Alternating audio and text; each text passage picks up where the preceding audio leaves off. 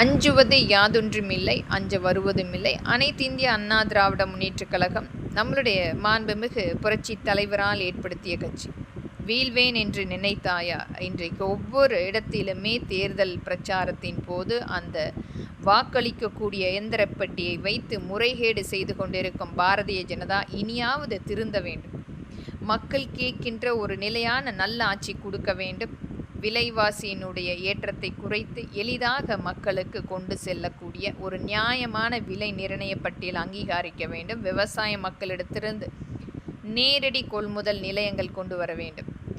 இன்றைக்கு ஒவ்வொரு இடத்திலுமே முறைகேடுகளுக்கு மேல் முறைகேடுகள் செய்து ஆட்சி அமைப்பில் இருக்கக்கூடிய பாரதிய ஜனதாவும் இன்றைய தமிழக வெற்றி கழகம் ஆட்சி அமைத்திருக்கிறது.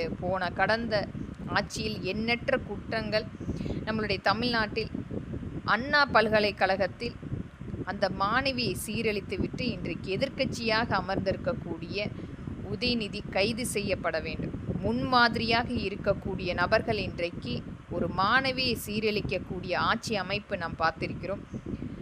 இன்றைக்கு தமிழக வெற்றி கழகம் ஒரு மாற்றத்தை ஏற்படுத்தும் என்று மக்கள் காத்து கொண்டிருக்கின்றார்கள்.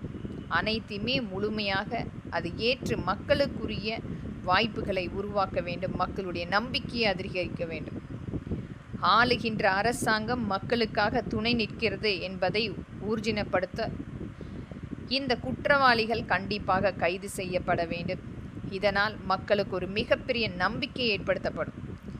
ஆளுகின்ற அரசாங்கம் கண்டிப்பாக மக்களுக்காக என்று ஒரு நிலைப்பாடு ஏற்படுத்தவும், மக்களுக்கு ஏற்ப ஒரு நல்ல ஆட்சியாக ஒவ்வொரு இடத்திலுமே அந்த மக்கள் கேட்பது ஒரு குறைந்த விலையில் கொண்டு வந்து கொடுக்கின்ற ஒரு நியாயமான விலை நிர்ணயம். ஆனால் இன்றைக்கு ஒரு கார்ப்பரேட் நிறுவனம் ஒரு மிகப்பெரிய அளவில் பாரதிய ஜனதாவினுடைய கைக்கூலிகளாக விலையேற்றம் செய்து அந்த விலையேற்றத்தின் காரணமாக அதிகபட்சமான வரி ஒரு பக்கம் எடுத்துக்கொண்டிருக்கிறது. ஒரு வரியை பெற வேண்டும் என்பதற்காக மக்களுடைய அந்த விலையை ஏற்றம் செய்து ஒரு அச்சுறுத்தலான ஒரு சூழ்நிலை வந்து கொண்டிருக்கிறது. அனைத்துமே முழுமையாக நிர்ணயம் செய்யக்கூடிய ஆட்சியாக, மக்களுக்குரிய ஆட்சியாக கொண்டு வர வேண்டும்.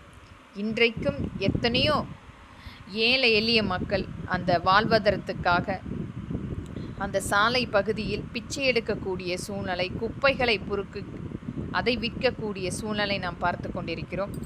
அனைத்துமே அரசாங்கம் இந்த நியாய விலை அட்டை, கருப்பட்டை என்பது அந்த மக்களுக்கு, எளிய மக்களுக்கு எளிதாக கிடைக்க வேண்டிய ஒரு சலுகையை ஏற்படுத்த வேண்டும். ஆங்காங்கே இருக்கின்ற சேவையின் மூலம்